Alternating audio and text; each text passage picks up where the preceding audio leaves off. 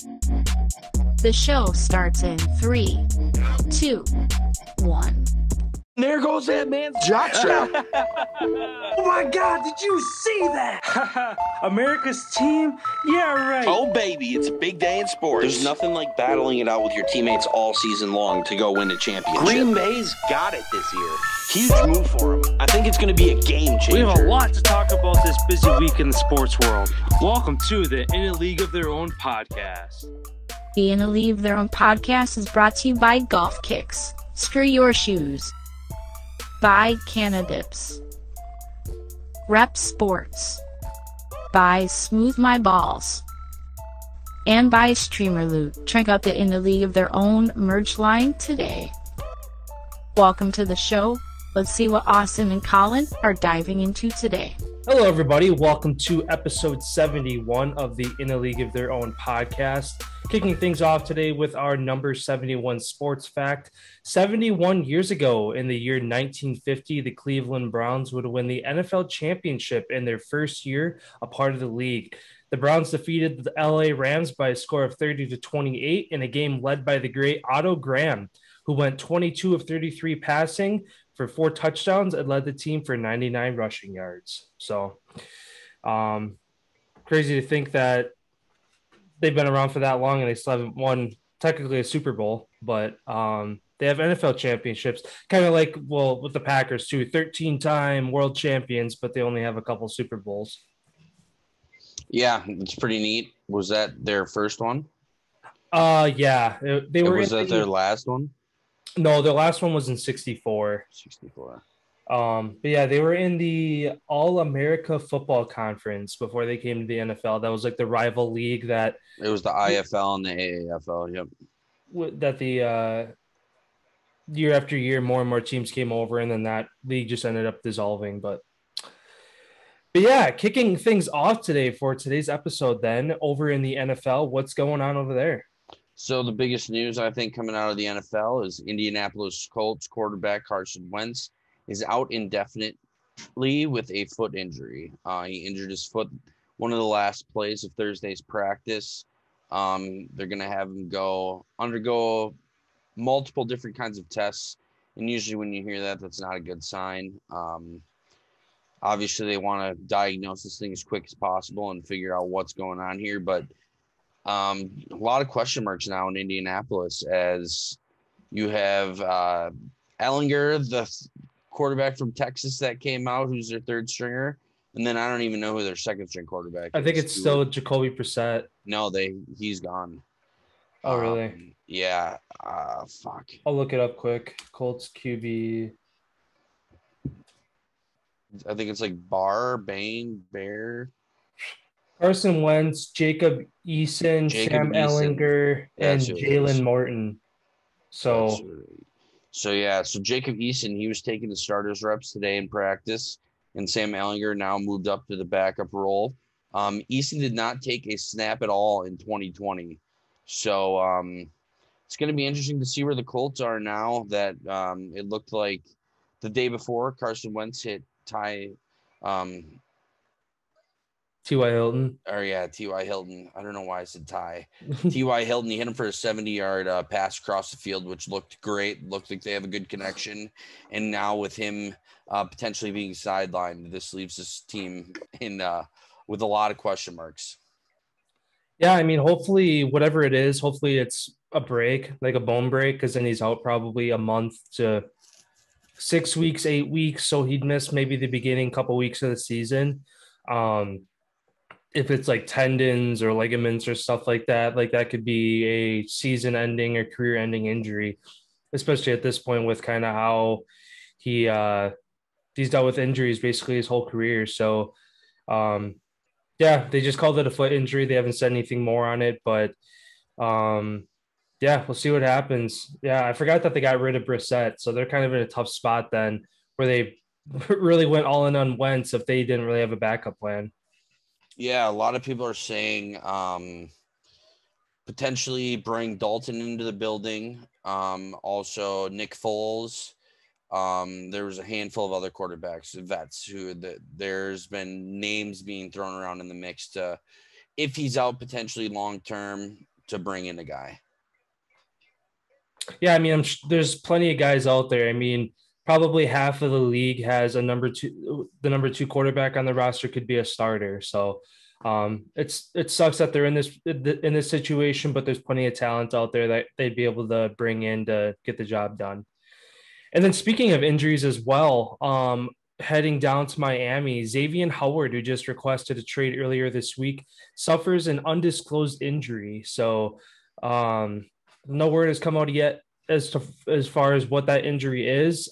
He's probably requested that injury was not released himself because he requested a trade. So obviously he's trying to take care of it behind closed doors and get healthy.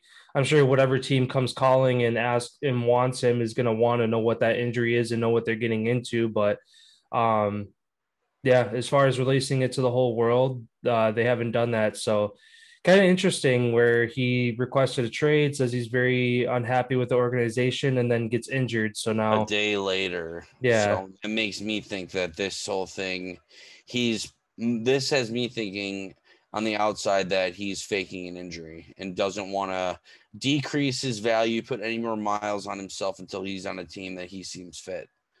So him and his agent could have stirred this whole thing up, but then you can't tell someone that they're not hurt. You're not them. So this could be a power move on that part. He's pulling on Martellus Bennett when he was on the Packers, said he was hurt. And Packers went to the Patriots. Yeah, cut him. Yeah. So it could be a power move, and I guess we won't know until it's all said and done. But and then one more injury, I guess, to talk about. Seems the least to worry about though is Dak Prescott.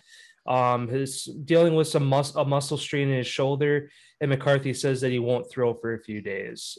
Is what he said in the presser yesterday. So I'm sure this is all just he hasn't taken reps in. I mean, I think it was like week 4, 5, 6, somewhere in there when he suffered his ankle injury last year. So he's coming up on a full year.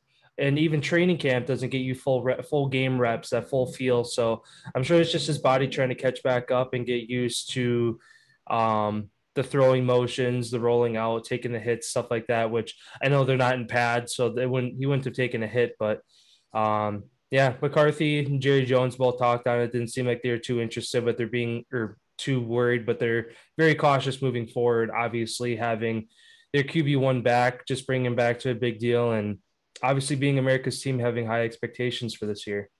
Yes, I almost think this injury is more sketchy and worse for Dak Prescott rather than Carson Wentz, just because of the fact this is a non-contact injury in your throwing shoulder. So does this mean Tommy John? Does this mean who knows what could be going on in your shoulder? I mean, there's so many muscles and things going on where this could easily as well be another season missed because he's going to have surgery or something where it could be a season-ending injury. Him not throwing, I also think is a big sign that this is something a little bit more to be concerned about than just he's going to ice it and stay.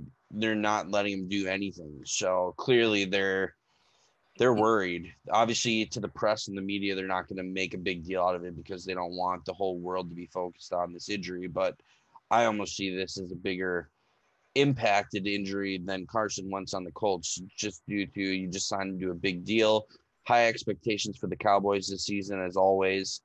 And then him earlier saying how he almost feels better than he's ever felt before. And then now, boom, injury. So it's going to be interesting to see what happens to that team as well. I know there's going to be a handful of guys who sat out last year from COVID and other people who have had injuries who are coming back. That's always one thing that you'd like to see everybody come back fully successful. But you roll the dice with every single injury that you take, and you really never know when your body says this is enough. Yeah, and very similar to the Colts situation, the Cowboys went all in on Dak because they sent Dalton to Chicago. So number 2 right now, I think, is Ben DiNucci, who did see the field last year because Dalton was dealing with some injuries. Terrible. Yeah, he was. Yeah, he's not an NFL quarterback. No, he's got a lot of developing to do yet. So yeah, hopefully Dak's back. Health. I mean, as much as I always give the Cowboys shit and hate the Cowboys, you always like to see success for individual players, especially when they're trying to make a comeback year. So yeah, and you don't want to see a young guy too who's got so much potential yeah, to their career to be over. exactly. I have one more point to throw out there, but I'll throw it over to you. What other points you got in the NFL? Just that Aaron Rodgers signed his rework deal with the Green Bay Packers last night at I think it was 10 o'clock that I got the update on my phone. It was released this morning around 8:30. Basically 2023 year is voidable up to 7 days prior to the beginning of the season. So basically they cut bait with his last year of his contract. He is under contract for this season and next season with the Green Bay Packers. The cap hit this season was $26 million, and next season it's goes up to 41. But they also worked out something in the deal where if they do trade him or he does not want to be here next offseason, the cap hit reduces to $17 million or $18 million. So it saves the Packers a lot of money if he were to want to leave and whatever. And then there was more news that came out today as well. First, Bakhtiari getting him an Aston Martin golf cart. That was pretty cool. All customized. That thing is pretty awesome with the license plate on it and everything too. So going to see him probably strolling around that thing in Green Bay. I wouldn't doubt it. And then on the news of how he, in the press conference, he stated how he was surprised that the Packers actually didn't pull the trigger and get rid of him or whatever. The team that did make phone calls, you know how it was all speculative that the 49ers were in talks, came out today that it was true. The San Francisco 49ers did full on make a request trade to the Packers, and the Packers refused it. It was Jimmy Garoppolo, a defensive player, and 3 picks. Yeah, I mean, I feel like that's the one team that's his home. He's from Chico, California, grew up a 49ers fan.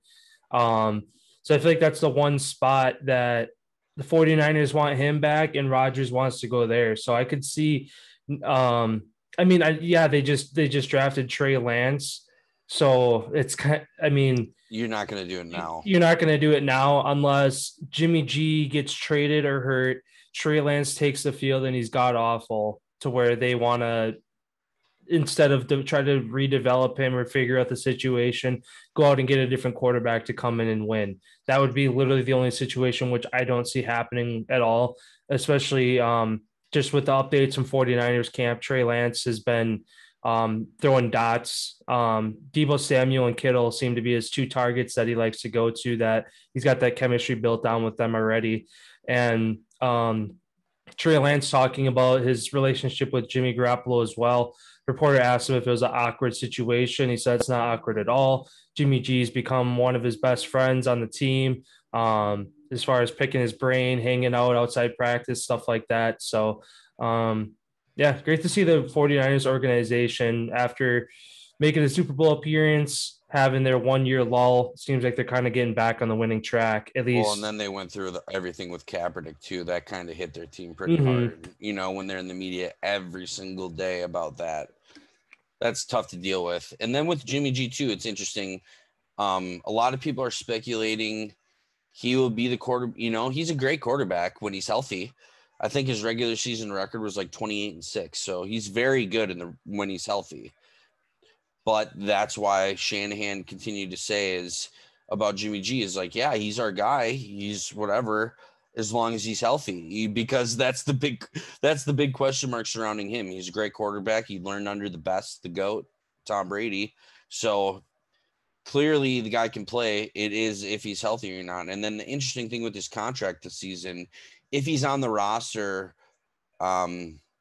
playing, I think it's after week 8, he gets an additional $24 million from the 49ers. So it's going to be interesting to see if they choose to cut bait with him before that week 8 number. A lot of people are speculating, myself included, if they're doing well, they're going to stick with him and they're going to keep with him for as long as they can, and kind of have the Favre-Rodgers tandem where Rodgers sat under him for a handful of years. to learn and all that. And look how good he was when he came into the league. You don't want to have a rookie come in too early and then, their confidence and everything goes downhill. So I feel like as long as he can stay healthy, they have a 1-2 tandem that's going to be around for, I could see this being a next great type of dynasty in quarterbacks out in San Francisco. Yeah, I agree. And kind of going back to that 24 million after week 8, I know there's a lot of NFL analysts. I think even like Vegas has odds on it of like week 4 or week 5 is when Trey Lance is going to see the field first. Because if I remember correctly, the 49ers have a really tough schedule to start the season. So if they start 1-4, 1-5, 2-4, something along those lines, they're talking about that's where Trey Lance might start to see the field. And I didn't even know about the 24 million until you just mentioned it today. I'm sure that's going to play a big part in it, to where obviously the 49ers, so long as Jimmy G is giving them success, they'll dish out that 24 million all day. But if they're on the fence or he's fighting an injury or not playing well, obviously they're going to get rid of him in a heartbeat, because that 24 million, heck, you could get a handful of players for $24 million. So, yeah, it's going to be really interesting come halfway through the season, how the 49ers are looking and what Jimmy G's situation is going to look like. Yeah, that 24 million isn't affecting the cap since it is a bonus, but still the organization still is going to have to dish out that money, and that is a lot of money. I still think that Jimmy G's kind of their ride or die guy, and they're going to stick with him until, like I said, I believe that they're going to stick with him until the wheels fall off, until he either has his career-ending injury or he goes like 0-8. Like, playing tough teams, you can't, as a quarterback, it's not all on you, as much as a lot of people like to put it on the quarterback as it's your fault.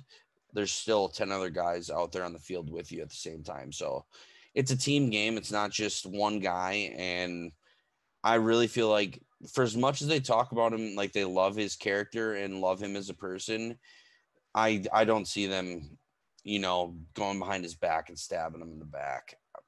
If they're going to get rid of him somewhere, I think it's going to be a place that he wants to go, kind of like with the Rodgers situation in Green Bay. Now that they've kind of worked out the little bits of here and there where everybody thought that the contract, that he was going to sign the contract the day that he came back.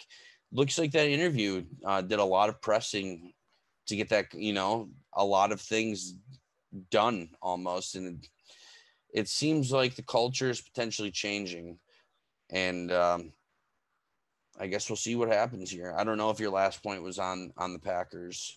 Yeah, I just had some details about, again, with part of his deal. Again, they're voiding his 2023 years, so 2022 would be his last year on contract. The Packers also are allowing Rodgers to keep his signing and roster bonuses this year, despite missing OTAs and other meetings, which would have forfeited some of those bonuses. So they're letting him keep those.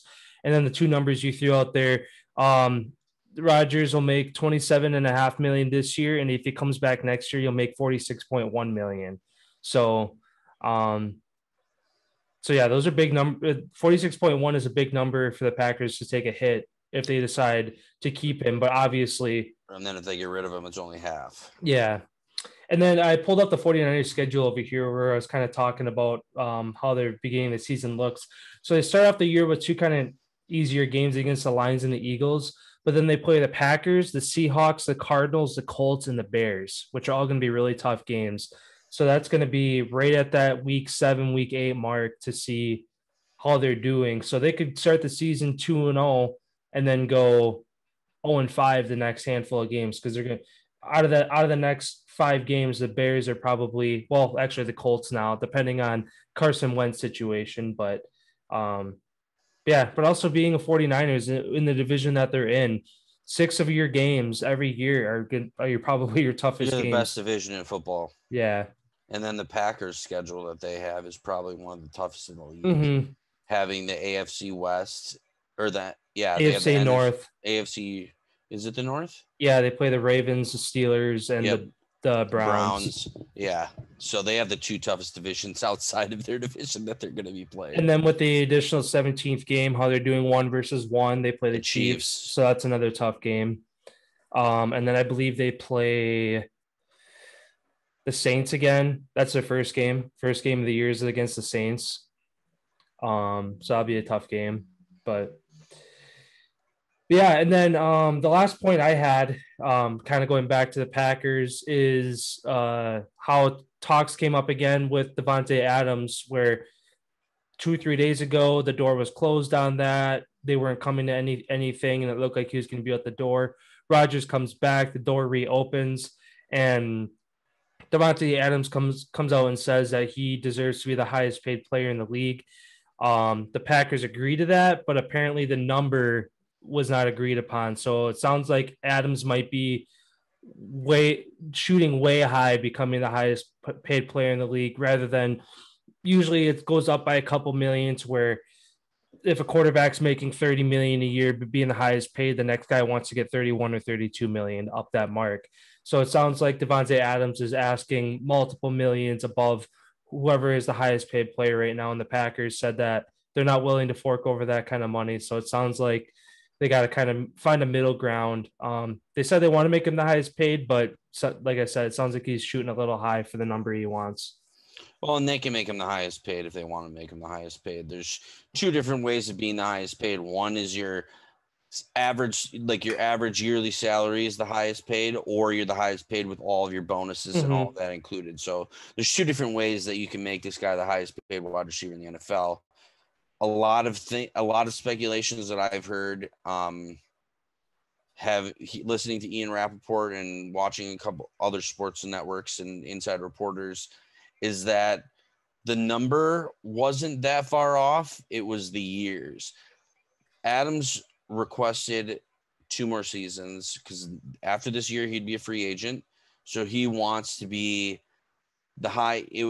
he wanted to be the highest paid this season and next season with Rodgers. Like he's basically matching his contract to Aaron Rodgers' contract, because as everybody speculates, those two are linked, and wherever one goes, the other one's going to go too. So they're keeping their contracts really close together, and hopefully, with Rodgers coming back and saying what he said, I guarantee you that they get a deal done.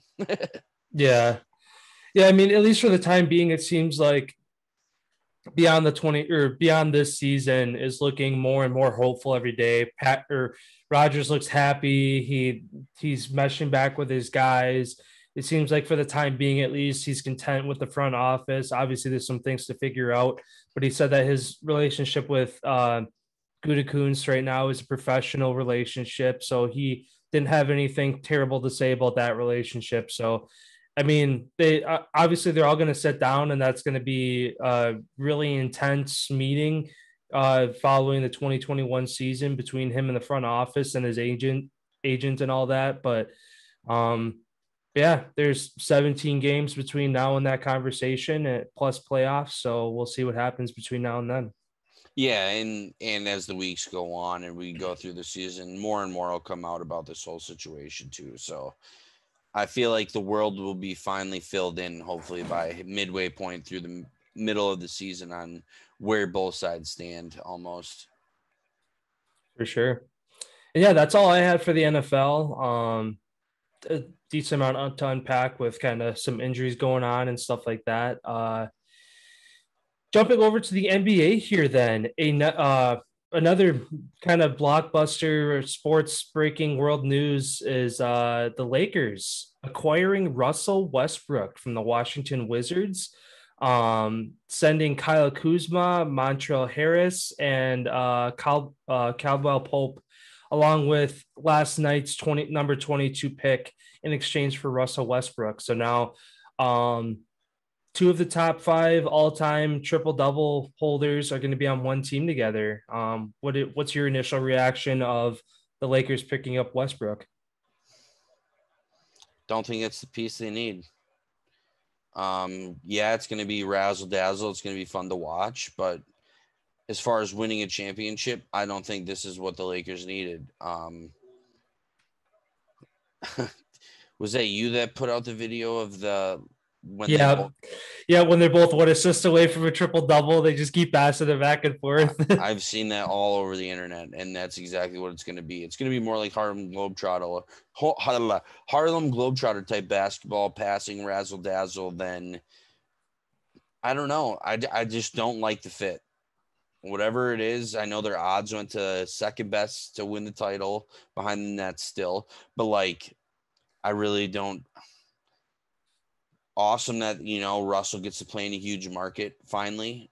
But I mean, I just don't see how that really helps them get more W's. Yeah. And I kind of saw a meme. It's like they showed a picture of the team. It's like, what can possibly stop this team? And somebody said the 3-point line. And looking at it, that's going to be a big down part of that team. Is you got LeBron, who's developed more into 3-point shooting later in his career. He's because decent. Westbrook can't shoot threes for shit. Yeah, and then you got Anthony Davis, who's hit or miss, and then Talon Horton Tucker, who would be the other guard. He's kind of hit and miss, and then you have who's the center? Well, they still have Caruso too. Like Gasol. He'd be the center. So, and he's not a 3-point shooter either. So, and the NBA is turning into a high intensity 3-point shooting league, at least for some. I mean, look at the Bucks. Even the Bucks. Some teams. You look at the Bucks. Like looking at the roster of the Bucks, you wouldn't say, oh, they're a 3-point shooting team. I'm pretty sure that they led the league with 3-point attempts this year. I don't know what about percentage? I don't know what they were. I know last year they were like, I think they led the league in 3-point percentage last year. I don't know what happened this year, but yeah, because Golden State changed the NBA. Yeah. Klay Thompson and Steph Curry, that team and those guys shooting threes made every other team go, hey, we need one of those guys. Yeah. We need a guy that can do that. And almost every team almost has a guy who is a 3-point specialist. Yeah. And the Lakers are one of those teams that don't right now. So they'll get one. Yeah. They ain't done. Yeah, imagine that freaking. I know early on bringing Dame Lillard down to LA was kind of in talks. I don't know what they'd give up to get him. There's no way they'd have the fucking money for that. No, they wouldn't have the money, nor it'd literally be LeBron, West. Like they'd basically. They'd all have to restructure. They'd have no bench.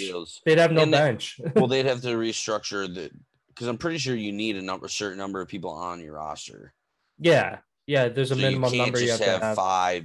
So obviously, if they're gonna have somebody come in there, everybody's gonna have to take less money because they're all basically on supermax contracts. Mm-hmm. Yeah, I mean.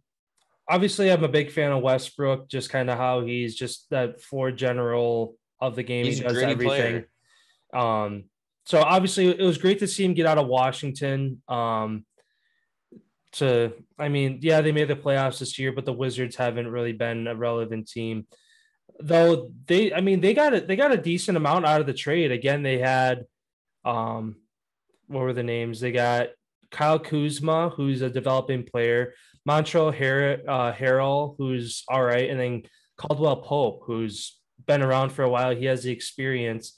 And then in addition, Bradley Beal is still there. So honestly, I think that as weird as it is to say, I think the Wizards are going to be better after this trade because I don't know who they got last night with the 22nd pick too out of the draft. But you give up Russell Westbrook and you get essentially 4 players in return. I think the Wizards got the better part of the trade in this one.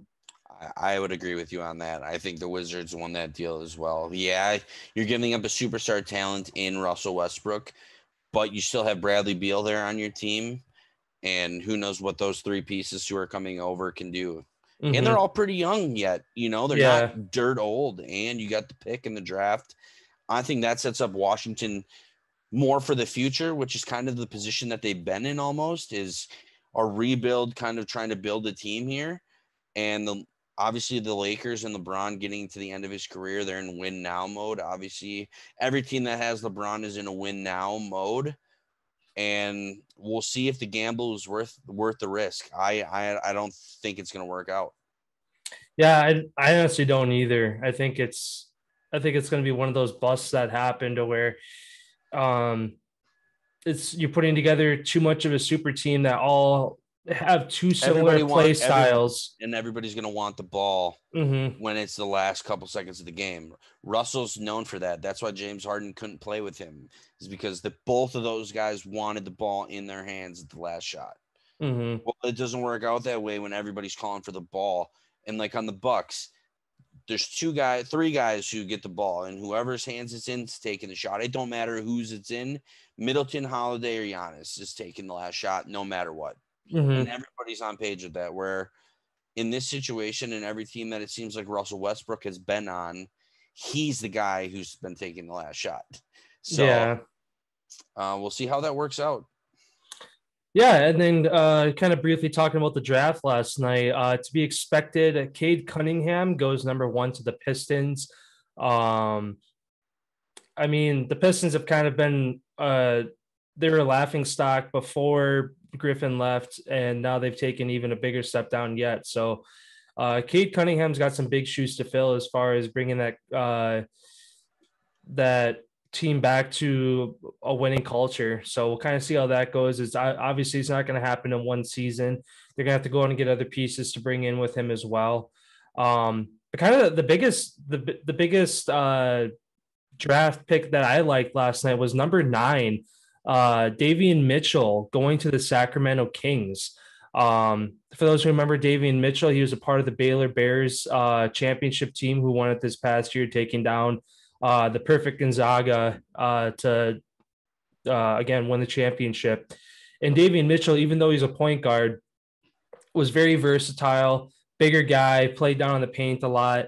And then last year as well, Tyrese Halliburton was drafted by the Kings.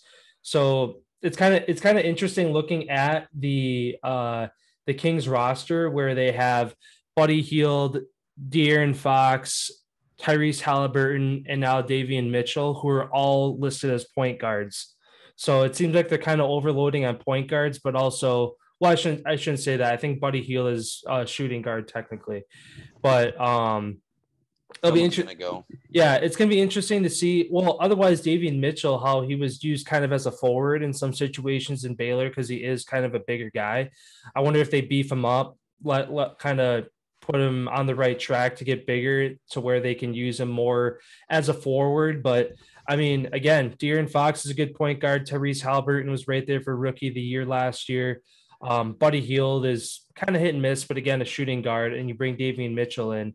I mean, obviously a great pick, but they're going to have to find a way to be able to utilize all of those guys on the floor. So you're going to have to get rid of somebody, or somebody's going to have to move to that forward position and kind of revamp their game. Yeah, it's going to be really interesting to see, what happens with, all these rookies and all guys who really haven't gotten their feet wet in the NBA. It's moved to such a young league now, almost as every team's going younger, cheaper, injury-free guys who are more robot as these kids are continuing to come out and dominate basically from the time they step on the floor. But yeah, it's going to be really interesting to see, what happens here going forward throughout the NBA for all these teams. That's all I have for the NBA. Do you have anything else to add? No, I did not.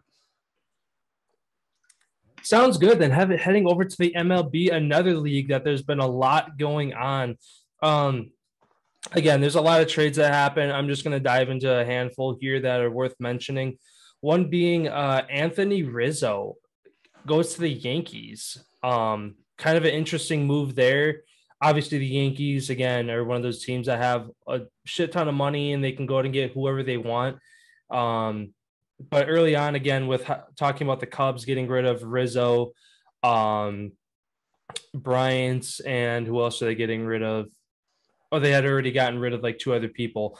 But the Yankees weren't really in the conversation. They just kind of came out of nowhere and took them. So obviously it's going to be a great fit. The Yankees need a bump. They're, I think, third or fourth in the division. They need more pitching than they need home run hitting. Yeah, that's Everybody true. but Cole stinks on their team this year, and Cole's having a bad year. So without the pitching, you ain't getting to the postseason. Yeah, that's very true. And then probably the biggest deal of all, it hasn't gone through yet, although it's basically a done deal. They just got to figure out the details. Is the Dodgers finalizing a trade to bring Nationals pitcher Max Scherzinger and Trey Turner to LA. Huge move. Obviously one of the best aces in the league in Scherzer and Trey Young. Still a young prodigy kind of. Trey Turner. Did I say Trey Young? Yeah. Yeah, Trey Turner. Speed threat, usually a number one hole hitter. Great at getting on base, fast, good at stealing bases, stuff like that. So, and then also Kyle Schwarber going to the Red Sox from the Nationals. So the Nationals are kind of selling out right now. I don't know what they're all getting in return, whether it's a lot of draft picks or just a lot of young guys that they're gonna have to sort through and figure out who's gonna go on that team. But the Nationals kind of got rid of their entire World Series winning team a few years back. Said so. Everyone but Juan Soto is available. And they're selling the farm just like Chicago Cubs are selling the farm. Rumors have it that not just Schwarber from that World Championship Chicago team will be joining the Red Sox, but it's going to be Chris Bryant and Javi Baez as well. Both of those guys are going to be going over to Boston. So obviously it's just a rumor right now, but since the Yankees went and got Rizzo, Boston's going to have to load up if they want to be in contention as well, as you basically have teams fighting. You know, you have three teams in the NL West who are all fighting: the Padres, Giants, and the Dodgers, who are basically clawing at each other for that first spot. So, yeah, I'd have to say the biggest move, like you said, would probably be the Trey Turner Scherzer deal to the Dodgers, as now that you're going to have Mookie Betts and Trey Turner leading off your lineup. So you have power and speed. You could start the game off 2-0 every night. Yeah. Like, those guys are incredible to watch. So that team making a push forward again. Are they going to go back to back? Yeah, and then taking a quick look at the AL East, the Red Sox are still leading the division. So, obviously, like you said, they're going to have to load up because of the moves the Yankees are making. But yeah, they hold a 1.5 game lead over the Rays, and then the Yankees are still 8.5 games back. So the Yankees got some work to do. Again, they are I'd say 60-65% of the way through the season, so it's still a long way to go. But yeah, it was interesting seeing all the odds of the Vegas lines of the Yankees winning the division, going wild card, winning the World Series, all taking a big jump after getting Rizzo. And I wouldn't be surprised if they're not done yet. I mean, the Yankees again have probably, along with the Dodgers, some of the most money to throw around in baseball. So depending on who's available, I'm sure they're going to go out and get them and try to make a postseason run. Yeah. They're going to be right there. You know, they're going to be right there again, as they've kind of taken over the National League almost. Yeah. And the last couple of points here in the MLB is U.S. baseball team for the Olympics wins their first game, beating Israel 8-1. Going back to kind of Nationals news, Nationals infielder Starlin Castro is suspended 30 games for violating MLB's domestic violence policy. Reading more into the article, it didn't say exactly what happened, but they said his actions led to them a punishment being addressed. So I'm sure more will come out exactly what happened, but he'll be suspended 30 games without pay. And then lastly, some Brewers talk. They swept the Pirates last night, moving on to a 7-game lead in the division. And they kick off their weekend series tonight in Atlanta against the Braves, who again are without Ronald Acuna Jr., who suffered an ACL injury. So they're kind of depleted team over there in Atlanta. So the Brewers will look to win another series here this weekend. So, yeah, again, there's a lot of other MLB trades. So if I didn't talk about your favorite team and you want to learn more about what they did for moves, feel free to go take a look yourself. I'm sure there's a lot going on. The Brewers, again, they're looking to make some moves. I know they picked up Eduardo, I can't remember his last name, but they made one move a couple days ago, and they're looking to try to add some more onto that team as well. Obviously, they need with Yelich being out with COVID. Obviously, he'll be back in a week or two, so that's nothing to worry about. Willie Adams, he's kind of developing really well, and then who's over at third base? They're looking to let me see here. Brewers. Yeah. Brewers third baseman. Not Travis Shaw. Why? He technically is our third baseman. We have a third baseman on our team who's not technically a third baseman. I think it is. Yeah, I'm trying to think who it was, but he's had a lot of great games, or a lot of good fielding the last few. Oh, Luis Urias. That's who it is. Yeah. He's looking to be in Gold Glove contention for third base this year. Having a lot of, being a third baseman, you got those balls that come down the line, and you got to zing them accurately and with power all the way to first base. And I don't know how many errors he has this year, if he has any, but you see him on the highlight reel almost every night making a great play at third base. Yeah, that's what they say. The best three athletes on the field are shortstop, third base, and then center field. So, yeah, it's awesome to see the Brewers rolling. Hopefully they can keep it going all the way to the postseason. Yeah. Yeah, so then with baseball wrapped up, what's going on over in the hockey world?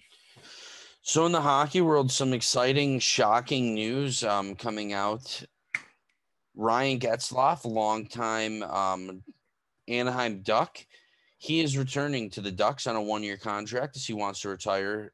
This is going to be his last season in Anaheim, so he's going to be doing a farewell tour all season this year, everywhere that he goes and plays. I think he's played over 1,500 games in the NHL. He's been in the NHL a long time. People call him a dinosaur now, but yeah, it's awesome to see that he's still kicking it and still playing in the NHL, and you've had a hell of a career. Seattle Kraken adding to their goalie stockpile. They're signing Philip Grubauer to a 6-year, $35.4 million deal.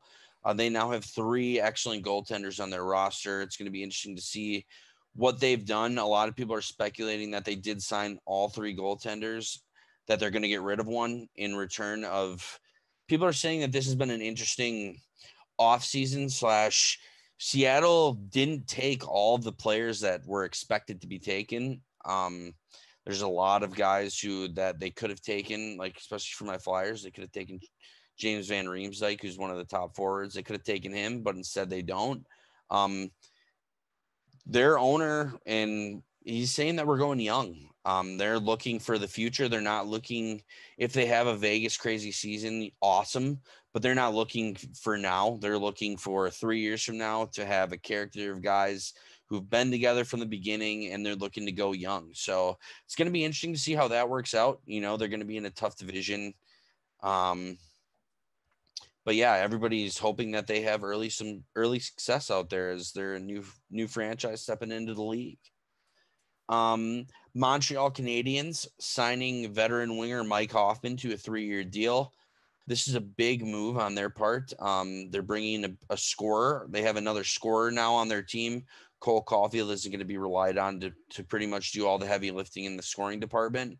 So it's going to be awesome there. They're also getting back Jonathan Drouin, who sat out all year last year with mental health issues. It was undisclosed why he sat out. It's for personal reasons, but he came out and said that mental health, he just needed to take a break from the game. And that's respectable. You know, you work your whole life to get to a certain point. There's obviously got to be some highs and some lows, and when you're in that spot, you got to have the confidence in yourself, just like Simone Biles has done on the Olympic stage. But even in professional sports, when it comes down to your job, if you're not there mentally and you're not doing the best that you could do. So you need to take care of yourself first as a person in order to be able to do the best that you can for your teammates and your team and your fans and all of that. So that team, how people were saying they wouldn't have made the playoffs this year at their record. They made some moves to turn that team around. I think they're going to be back in the postseason this season, and I honestly wouldn't be surprised if they went on another little run. They're keeping their core group together. They are losing Corey Perry, one of their vets. He signed a 2-year deal down to Tampa, but I don't think losing him off your fourth line really hurts you that much. And then the two of the biggest things here, St. Louis Blues signed free agent winger from the Colorado Avalanche, Brandon Saad, to a 5-year, $22.5 million deal. Big pickup there. Columbus Blue Jackets signed their one lone defenseman that they have left to a 6-year, $57.5 million extension. I was concerned that he was going to be traded, as well as they got rid of Seth Jones, their second defenseman. I thought that they were going to get rid of him too and kind of do a rebuild, but it looks like he wants to stay with the team. So they reached an extension there. The New York Rangers acquire winger Ryan Reeves from the Vegas Golden Knights for a 2022 pick. This is a very interesting move. The reason that the Rangers did this was for Tom Wilson. So that Ryan Reeves is going to be there to protect the team when they have to face Tom Wilson multiple times a year, multiple times during the season. And the one time that Ryan Reeves did challenge Tom Wilson to do a fight last season, Wilson skated off the ice. So there's going to be some intense battles between these two guys this year now that they're interdivision. This is going to be a hell of a battle to watch. I'm excited. And then the most shocking news in the NHL here, longtime Boston Bruins center David Krejci, after 15 seasons, is retiring and leaving the Boston Bruins and returning to play in his home country of the Czech Republic. So this is shocking news to the Boston Bruins, as they were hoping to keep him on their second line. Looks like they lost him, and they have a huge hole to fill now. It's going to be interesting to see what Boston does. I know without him, that's a huge hole that they're losing. And I don't know. I kind of don't know how they're going to recover from this. It's going to be interesting to see what happens. And that's kind of all I've got, other than, I guess, one other big thing that I should really mention is where did I just had my eyes on it. Where did you go? I apologize. Oh, the New Jersey Devils are agreeing to a 7-year, $63 million deal with star defenseman Dougie Hamilton. He's leaving Carolina. That Hurricanes team is kind of disbanded as well. And the New Jersey Devils looking to turn their season around from kind of shit. And they've had 2 number 1 picks. They just had a 4th-round pick where they're getting the other Hughes brother. They bring in Dougie Hamilton, who's a very young cat, who's very good. Look for this team to potentially put their name into the mix to make the postseason. And that's really it. That's kind of all I got on the NHL. Like I said, there's so many more trades and stuff and signings that I could have listed, but I don't want to bore you guys to death. Sounds good. Then, yeah, kind of wrapping up the episode on Friday here with our typical segment. We have our Feel Good Friday.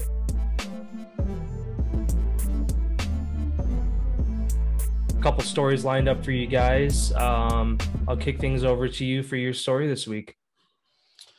So the best thing that I have for this week that I thought was probably one of the coolest moments in sports, Jim Irsay, the Colts owner, yesterday, I don't actually know if it was yesterday, but that's when the article that I read came out. So earlier this week, I should say, he since Chuck Pagano, the coach, went through cancer treatments and came back, and they did a whole Chuck Strong thing.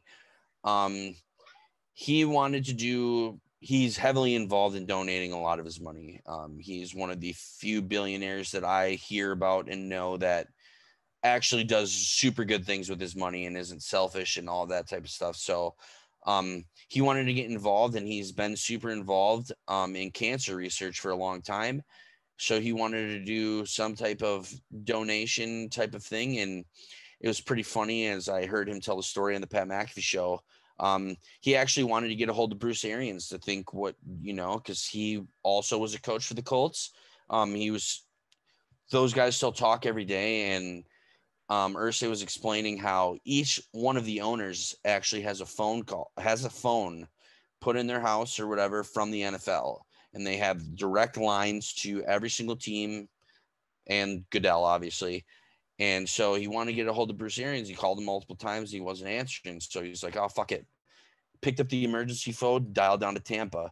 And I forgot who he said picked up, but it was somebody that he actually just recently outbid for one of Elton John's pianos. So they're pissed at him. So he picked up the phone. He goes, hey, I need to find Bruce. Like, where's Bruce at? Yada, yada, yada. It was like 20 minutes. They tracked him down, gave him a call back, and they were talking about what they should do for Chuck, in honor of like this event type thing. And Jim was telling him how Chuck Pagano can't shoot free throws for shit. And he was out there for 37 in a row and didn't make one. So Bruce was laughing up a storm, and he goes, well, why don't you just start him out halfway from the free throw mark, let him shoot some, get his confidence up, then move him back to the free throw line and have him shoot. So what they did was it was $500,000 a shot from halfway from the free throw line that he made and he made two of them. So that was $1 million.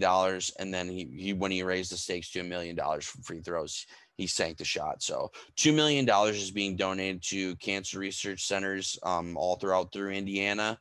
So he said when being talked about what he thinks is most important to him, and he said, like, a lot of people would say, oh, it'd be winning 3 Super Bowls in a row and all this type of stuff. And he said, no. He said the best thing to me on this planet would be to finding a cure for cancer so that everybody can experience a great life. And even if you do have that, you don't have to battle and struggle as hard as some of these people do. And not everybody makes it through. So I just feel like he's one of the guys that I really root for. And I've became a Colts fan, ever since I've heard him talk the first time about just what he likes being involved in and stuff. And I just thought that this moment was really, really awesome.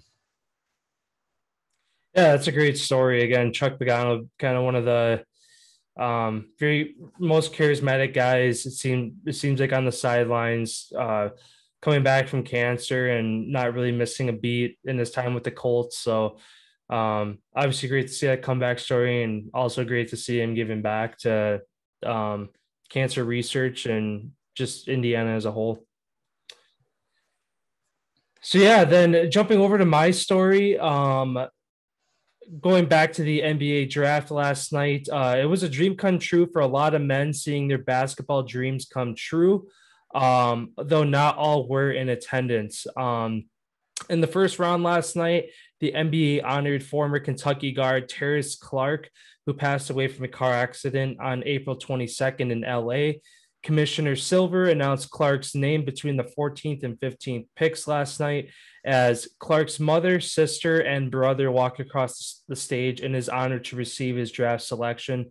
It's a heartfelt moment during the draft, and Clarke's family can now be proud of Terrence's accomplishment of making it to the NBA. So, yeah, it's a great moment to see last night. Again, always sad to see a young man have his dreams come short of making it from college to the next step. And great to see the NBA giving back and still making it come true for him.